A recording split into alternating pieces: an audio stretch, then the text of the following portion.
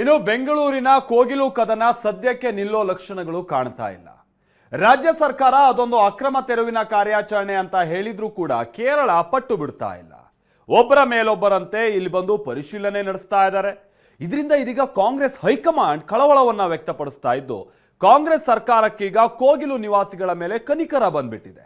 Kerala CM ಚುನಾವಣೆಗೋಸ್ಕರ tweet ಮಾಡಿದ್ದಾರೆ ಎನ್ನುತ್ತಲೇ ಮನೆ ನೀಡೋ ನಿರ್ಧಾರಕ್ಕೆ ಬಂದಿದ್ದಾರೆ. ಮತ್ತೊಂದು ಕಡೆ ಅಲ್ಲಿ ಬಹಳಷ್ಟು ಮಂದಿ ನಿರಾಶ್ರಿತರಾದಂಥವ್ರು, ಅಂದ್ರೆ ಅಕ್ರಮವಾಗಿ ಮನೆ ಕಟ್ಕೊಂಡವರು ಅನ್ನುವಂಥದ್ದು ಏನಿದೆ, ಅವರು ಮುಸ್ಲಿಮರಾಗಿದ್ದಂಥ ಕಾರಣಕ್ಕಾಗಿ ಬಹಳ ಹೆಚ್ಚಿನ ಮಂದಿ ಇದೀಗ ಧರ್ಮದ ವಿಚಾರಕ್ಕೂ ಕೂಡ ಈ ರಾಜಕೀಯವಾಗಿ ಎಳೆ ತರುವಂತ ಕಾರ್ಯ ನಡೀತಾ ಇದೆ.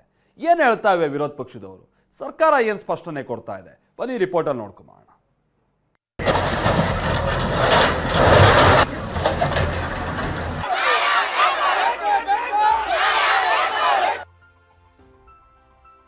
ಕೋಗಿಲು ನಿವಾಸಿಗಳ ನೋವು ಮುಂದಿಟ್ಟು ಕಾಂಗ್ರೆಸ್ಗೆ ತಿವಿದ Kerala. If it had illegal constructions, how they got electricity, they got ration card, voter card, Aadhaar card and water facility. High command ಕಳವಳದ ಬಳಿಕ ಕಾಂಗ್ರೆಸ್ ನಾಯಕರಿಗೆ ಬಂತು ಕನಿಕರ. ನನ್ನ ತಿಳಿದಂಗೆ ಒಳ್ಳೆ ಸಿಹಿ ಸುದ್ದಿ ನಾಳೆ ಸಿಗ್ಬಹುದು ಅಂತ ನಾನು ಭಾವಿಸ್ತೀನಿ. ಜಮೀರ್ ಗುಡ್ ನ್ಯೂಸ್ ಸುಳಿವು, ನಿರಾಶ್ರಿತರಿಗೆ ಸಿಗುತ್ತಾ ಮನೆ? ಕೋಗಿಲು ನಿವಾಸಿಗಳ ಕೂಗು ಮತ್ತೆ ಭುಗಿಲೆದ್ದಿದೆ. ಮನೆ ಬೇಕು ಅನ್ನೋ ಆಗ್ರಹ ಹೆಚ್ಚಾಗಿದೆ. ಕಳೆದೊಂದು ವಾರದಿಂದ ಸೂರು ಕಳೆದುಕೊಂಡು ಒದ್ದಾಡ್ತಾ ಇದ್ದವರಿಗೆ ಇದೀಗ ಬಲ ಸಿಕ್ಕಂತಾಗಿದೆ. ಮನೆಗಳು ನೆಲಸಮ ಮಾಡಿದ ಬಳಿಕ ಯಾರೊಬ್ರು ಇವರ ಕಷ್ಟ ಕೇಳಿರ್ಲಿಲ್ಲ. ಆದ್ರೆ ಕೇರಳದ ಮುಖ್ಯಮಂತ್ರಿ ಪಿಣರಾಯಿ ವಿಜಯನ್ ಟ್ವೀಟ್ ಮಾಡ್ತಾ ಇದ್ದ ಹಾಗೆ ಕೋಗಿಲು ನಿವಾಸಿಗಳ ಕೂಗು ದೇಶಾದ್ಯಂತ ಸದ್ದು ಮಾಡ್ತಾ ಇದೆ. ವಿಷಯ ಏನಂದ್ರೆ, ಕೋಗಿಲು ಲೇಔಟ್ ಬಳಿ ಅನೇಕ ಮಂದಿ ಅಕ್ರಮವಾಗಿ ಮನೆ ಕಟ್ಕೊಂಡಿದ್ರು. ಹೀಗೆ ತಲೆ ಎತ್ತಿದ 200ಕ್ಕೂ ಹೆಚ್ಚು ಮನೆಗಳನ್ನ ರಾಜ್ಯ ಸರ್ಕಾರ ನೆಲಸಮಗೊಳಿಸಿದೆ. ಇದನ್ನ ಕೇರಳ ಸಿಎಂ ಪಿಣರಾಯಿ ವಿಜಯನ್ ಟ್ವೀಟ್ ಮಾಡಿ ಬುಲ್ಡೋಸರ್ ಸರ್ಕಾರ ಅಂತ ತಿವಿದಿದ್ದರು. ಬಳಿಕ ಕೇರಳದ ಸಿಪಿಐಎಂ ರಾಜ್ಯಸಭಾ ಸದಸ್ಯರೊಬ್ಬರು ನಿನ್ನೆ ರಾಜ್ಯಕ್ಕೆ ಬಂದಿದ್ರು. ಈ ಮೂಲಕ ಕೇರಳ ಹಾಗೂ ಕರ್ನಾಟಕದ ನಡುವಿನ ರಾಜಕೀಯ ಕದನಕ್ಕೆ ಮುನ್ನುಡಿ ಬರೆದಿದ್ರು. ಇವತ್ತು ಕೂಡ ಕೇರಳದ ಶಾಸಕ ಕೆಟಿ ಜಲೀಲ್ ಕೋಗಿಲು ಲೇಔಟ್ಗೆ ಬಂದಿದ್ರು. ಅಲ್ಪಸಂಖ್ಯಾತರ ಮೇಲಿನ ದಾಳಿ ಎನ್ನುತ್ತಲೇ ಮುಸ್ಲಿಮರ ಜೊತೆಗೆ ಚರ್ಚೆ ಮಾಡಿದ್ರು. ಕೋಗಿಲು ಲೇಔಟ್ ಭೇಟಿ ಬಳಿಕ ಕೇರಳದ ಶಾಸಕ ಕೆಲವು ಪ್ರಶ್ನೆಗಳನ್ನ ಎತ್ತಿದ್ದಾರೆ. ರಾಜ್ಯ ಕಾಂಗ್ರೆಸ್ ಸರ್ಕಾರ ಅಕ್ರಮ ಮನೆಗಳ ತೆರವು ಅಂತಿದೆ. ಹಾಗಿದ್ರೆ ಇವರಿಗೆಲ್ಲ ವಿದ್ಯುತ್, ರೇಷನ್ ಕಾರ್ಡ್, ಜಲಸಂಪರ್ಕ ಕಲ್ಪಿಸಿದ್ಯಾಕೆ ಅನ್ನೋ ವ್ಯಾಲಿಡ್ ಪ್ರಶ್ನೆಯನ್ನ Congress ಮುಂದಿಟ್ಟಿದ್ದಾರೆ. Around 200 houses were demolished, totally demolished. Even the students have not permitted to take their textbook. They are the students. They are not permitted to take even their textbook. If it had illegal constructions, how they got electricity, they got ration card, voter card, Aadhaar card and water facility. If all these are illegal constructions, how and why it happens? ಇಷ್ಟು ಮಾತ್ರ ಅಲ್ಲ, CM Ibrahim ನೇತೃತ್ವದ ತಂಡ ಕೂಡ ಸ್ಥಳಕ್ಕೆ ಭೇಟಿ ಕೊಟ್ಟಿದ್ರು. ತೆರವು ಬಳಿಕ ಏನ್ ಸವಲತ್ತು ನೀಡಿದ್ದಾರೆ ಅನ್ನೋ ಮಾಹಿತಿಯನ್ನ ಸಂಗ್ರಹಿಸಿದ್ರು. ಈ ವೇಳೆ ಮಾತನಾಡಿದ ಇಬ್ರಾಹಿಂ, ಎಲೆಕ್ಷನ್ ನಲ್ಲಿ ವೋಟ್ ಬೇಕು, ಮುಸ್ಲಿಮರ್ ಬೇಡವಾ ಅಂತ ಪ್ರಶ್ನಿಸಿದ್ದಾರೆ. ಮುಸ್ಲಿಮ್ಸು ಹಿಂದುಳಿದವರೆಲ್ಲ ಒಂದಾಗಿ ಬಂದಿದೀವಿ. ಇಲ್ಲಿ ಬರ್ದೇ ಇದ್ರೆ ನಾಡ್ದ್ರಿಂದ ನಾವು ಇಲ್ಲಿ ಚಳವಳಿ ಶುರು ಮಾಡ್ತೀವಿ. ಇಲ್ಲಿ ಯಾರಾದ್ರೂ ಬಂದು ಮುಟ್ಟಿದ್ರೆ ನಮ್ಮ ಹೆಣ ಫಸ್ಟ್ ಹೋಗ್ಬೇಕಾಗತ್ತೆ ಇಲ್ಲಿಂದ. ಕೇರಳ ಮುಖ್ಯಮಂತ್ರಿ ಜ್ಞಾನೋದಯವಾಗಿದೆ ಇವತ್ತು. ನಮ್ಮ ಮುಖ್ಯಮಂತ್ರಿ ಸಿದ್ದರಾಮಯ್ಯನವರೇ, ನೀವು ಬಂದ್ರೇನ್ರಿ, ನಿಮಗೆ ಗೊತ್ತಿಲ್ಲ ಇಲ್ಲಿ 300 ಜನ ಬಡವರು ಸತ್ತಿದ್ದಾರೆ ಅಂತ. ಇಲ್ಲೇ ಕೃಷ್ಣ ಬೈರೇಗೌಡ ಅವನಲ್ಲ, ಕುಂಟು ಬೈರೇಗೌಡನ ಮಗ, ಇವ್ರ ಹತ್ರ ಓಟ್ ತಗೊಂಡಾಗ ನಿನಗೆ ಗೊತ್ತಿರ್ಲಿಲ್ಲನಪ್ಪ. ಇವರೆಲ್ಲ ನಿನಗೆ ಓಟ್ ಹಾಕಿ ಗೆಲ್ಸಿಲ್ವೇನ್ರಯ್ಯ? ಈ ನಡುವೆ ಕಾಂಗ್ರೆಸ್ ಹೈಕಮಾಂಡ್ ಕಳವಳ ವ್ಯಕ್ತಪಡಿಸಿದೆ. ಮನೆಗಳ ತೆರವಿನ ಬಗ್ಗೆ ಮಾಹಿತಿಯನ್ನ ಪಡೆದಿದೆ. ಸಿಎಂ ಡಿಸಿಎಂ ಜೊತೆ ಕೆಸಿ ವೇಣುಗೋಪಾಲ್ ಚರ್ಚಿಸಿದ್ದು, ಸಂತ್ರಸ್ತರಿಗೆ ಪರಿಹಾರ ಮತ್ತು ಪುನರ್ವಸತಿಯ ಬಗ್ಗೆ ಭರವಸೆಯ ಟ್ವೀಟ್ ಮಾಡಿದ್ದಾರೆ.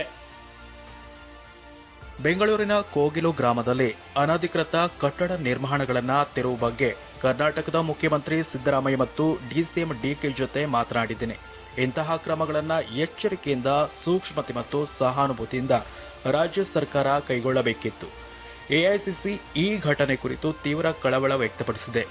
ಸಂತ್ರಸ್ತರಿಗೆ ಪರಿಹಾರ ಮತ್ತು ಪುನರ್ವಸತಿಯ ಬಗ್ಗೆ ಸಿಎಂ ಸಿದ್ದರಾಮಯ್ಯನವರು ಪರಿಹಾರದ ಭರವಸೆ ನೀಡಿದ್ದಾರೆ. ಕೆಸಿ ವೇಣುಗೋಪಾಲ್ ಎಂಟ್ರಿಗೆ ಬಿಜೆಪಿ ಅಪಸ್ವರ ಎತ್ತಿದೆ. ಪಕ್ಷದ ವಿಚಾರಕ್ಕೆ ಮೂಗು ತೋರಿಸಬೇಕು, ಸರ್ಕಾರದ ಬಗ್ಗೆ ಯಾಕೆ ಮಧ್ಯಪ್ರವೇಶ ಮಾಡಬೇಕು ಅನ್ನೋ ಪ್ರಶ್ನೆ ಎತ್ತಿದೆ. ಅವರೇನ್ ಸೂಪರ್ ಸಿಎಂ? ಅಂತಲೂ ಕುಹುಕ ಆಡಿದೆ. ಆದ್ರೆ ಇದಕ್ಕೆ ಪ್ರತಿಕ್ರಿಯಿಸಿರುವ ಡಿಕೆ, ನಾವು ಸಲಹೆ ಪಡಿತೀವಿ ಅಂತಿದ್ದಾರೆ. ಅವ್ರನ್ನು ಬಯಲಿಗೆ ಎಳೆದು ಅದ್ರ ಮೇಲೆ ಅದಕ್ಕೆ ಉತ್ತರವನ್ನು ರಿಯಾಕ್ಷನ್ ಬಹಳ ಸ್ಟ್ರಾಂಗ್ ಆಗಿ ಮುಖ್ಯಮಂತ್ರಿಗಳು, ಉಪಮುಖ್ಯಮಂತ್ರಿಗಳು, ಸಿದ್ದರಾಮಯ್ಯನವರು, ಡಿ.ಕೆ. ಶಿವಕುಮಾರ್ ಅವರು, ಪ್ರಿಯಾಂಕ್ ಖರ್ಗೆ ಅವರು ಮತ್ತು ಸಂತೋಷ್ ಲಾಡ್ ಅವರು ಬಹಳ ತೀವ್ರವಾದ ಪ್ರತಿಕ್ರಿಯೆಯನ್ನು ಕೊಟ್ಟಿದ್ರು. ಇವತ್ತೇನು ವೇಣುಗೋಪಾಲ್ ಅವರು ನಮಗೆ ಅಡ್ವೈಸ್ ಮಾಡಿದ್ದಾರೆ. ಎಲ್ಲ ತರದ ಹಕ್ಕಿದೆ, ಅವ್ರು ಇನ್ಚಾರ್ಜ್ ಇರ್ತಾರೆ, ಅಡ್ವೈಸ್ ಮಾಡ್ತಾರೆ. ಈ ಬಿಜೆಪಿ ಇನ್ಚಾರ್ಜು, ಆಫೀಸ್ ಬೇರರ್ಸು ಅಲ್ಲಿ ಬಂದವರು ಇವ್ರಿಗೆಲ್ಲ ಅಡ್ವೈಸ್ ಮಾಡಿಲ್ವಾ? ರಾಜಕೀಯ ಜಟಾಪಟಿ ಜೋರಾಗ್ತಾ ಇದ್ದಾಗೆ ಸಚಿವ ಜಮೀರ್ ಅಹಮದ್ ಖಾನ್ ಸ್ಥಳಕ್ಕೆ ಭೇಟಿ ಕೊಟ್ರು. ಮನೆ ಕಳೆದುಕೊಂಡವರ ಜೊತೆಗೆ ಚರ್ಚೆ ನಡೆಸಿದ್ರು. ನಾಳೆ ಸಿಹಿ ಸುದ್ದಿ ಕೊಡ್ತೀವಿ ಅಂತ ಭರವಸೆ ನೀಡಿದ್ರು. ಕೇರಳದಲ್ಲಿ ಚುನಾವಣೆ ಇರೋದ್ರಿಂದ ಹೀಗೆಲ್ಲ ಮಾಡ್ತಿದ್ದಾರೆ ಅಂತ ಆರೋಪಿಸಿದ್ರು. ಮಾನ್ಯ ಮುಖ್ಯಮಂತ್ರಿಗಳು, ಉಪಮುಖ್ಯಮಂತ್ರಿಗಳು 11 ಗಂಟೆಗೆ ಮೀಟಿಂಗ್ ಕರೆದವ್ರೆ. ನನ್ನ ತಿಳಿದಂಗೆ ಒಳ್ಳೆ ಸಿಹಿ ಸುದ್ದಿ ನಾಳೆ ಸಿಗ್ಬೋದು ಅಂತ ನಾನು ಭಾವಿಸ್ತೇನೆ. ಇದೇ ಥರ UP-ದಲ್ಲಿ ಬುಲ್ಡೋಸ್ ಮಾಡಿದ್ರು ಮನೆಯೆಲ್ಲ. ಏನೀಗ ಕೇರಳ ಚೀಫ್ ಮಿನಿಸ್ಟರ್ UP-ಗೆ ಹೋಗಲಿಲ್ಲ, ಅವಾಗ ಚುನಾವಣೆ ಇರಲಿಲ್ಲ. ಈಗ ಏಪ್ರಿಲಲ್ಲಿ ಚುನಾವಣೆ ಬರ್ತದೆ ಹಿನ್ನೆಲೆಯಲ್ಲಿ ಇದೆಲ್ಲ ರಾಜಕೀಯ. ಅಲ್ಲಿ UP-ನಲ್ಲಿ ಮಾತಾಡೋಕ್ಕೆ ಹೇಳಿ. UP-ನಲ್ಲಿ ಆದರೆ ರಾತ್ರಿ ಕಂಡು ಬೆಳಗ್ಗೆ ಇಲ್ಲ, ಬೆಳಗ್ಗೆ ಕಂಡು ರಾತ್ರಿ ಇಲ್ಲ. ನಮ್ಮಲ್ಲಿ ಆ ಥರ ಏನಿಲ್ಲ. ಇರ್ಬೋದೇನೋ, ಚುನಾವಣೆ ಇರೋದ್ರಿಂದ ಸ್ವಲ್ಪ ಅಟ್ರಾಕ್ಟ್ ಮಾಡೋದಕ್ಕೆ ಪ್ರಯತ್ನ ಮಾಡಿದ್ದಾರೆ. ಮತ್ತೊಂದ್ ಕಡೆ ಬಿಜೆಪಿ ನಾಯಕರು ಆತ್ಮಸಾಕ್ಷಿ ಇಲ್ಲದ ಸರ್ಕಾರ ಅಂತ ಬೆಂಕಿ ಉಗುಳಿದ್ದಾರೆ. ದಪ್ಪ ಚರ್ಮದ ಯಾವ ಸೂಕ್ಷ್ಮತೆ, ಯಾವ ನೈತಿಕತೆ, ಮೌಲ್ಯ ಯಾವುದು ಇಲ್ಲದೆ, ಆತ್ಮಸಾಕ್ಷಿ ಇಲ್ಲದೆ ಎಲ್ಲವನ್ನು ಮಾರ್ಕೊಂಡು ಆಡಳಿತ ಮಾಡ್ತಿರುವಂಥದ್ದು ಈ ಕಾಂಗ್ರೆಸ್ ಸರ್ಕಾರ ಅನ್ನೋಂಥದ್ದು ಸ್ಪಷ್ಟವಾಗಿ ಪ್ರತಿದಿನ ಇವರು ಜಪ ಮಾಡಿ. ಆ ಪಕ್ಷ ಆಡಳಿತದಲ್ಲಿದೆ, ಅವ್ರನ್ನೇ ಕೇಳಬೇಕಾಗಿರೋದು ಅತಿ ಅವಶ್ಯ.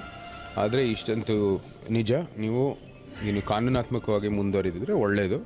ಕಾನೂನು ದೃಷ್ಟಿಯಲ್ಲಿ ಎಲ್ಲ ಕೆಲಸಗಳು ಆಗಬೇಕಾಗಿದೆ. ಅಕ್ರಮನೋ ಅದು ಅಧಿಕೃತನೋ ಅದು ನಮ್ಮ ನ್ಯಾಯಾಲಯ ತೀರ್ಮಾನ ಮಾಡುತ್ತೆ. ಇದೆಲ್ಲದರ ನಡುವೆ ರಾಜ್ಯ ಸರ್ಕಾರ ತೀರ್ಮಾನವೊಂದಕ್ಕೆ ಬಂದಿದೆ ಅಂತ ಹೇಳಲಾಗ್ತಾ ಇದೆ. ಬೈಯಪ್ನಹಳ್ಳಿ ಬಳಿ ರಾಜೀವ್ ಗಾಂಧಿ ವಸತಿ ಯೋಜನೆ ಅಡಿಯಲ್ಲಿ 1200 ಮನೆಗಳನ್ನ ನಿರ್ಮಾಣ ಮಾಡಲಾಗಿದ್ದು, ಅಲ್ಲಿ ಇಲ್ಲಿರುವ ನಿವಾಸಿಗಳಿಗೆ ಮನೆಗಳನ್ನ ನೀಡುವ ಸಾಧ್ಯತೆ ಇದೆ.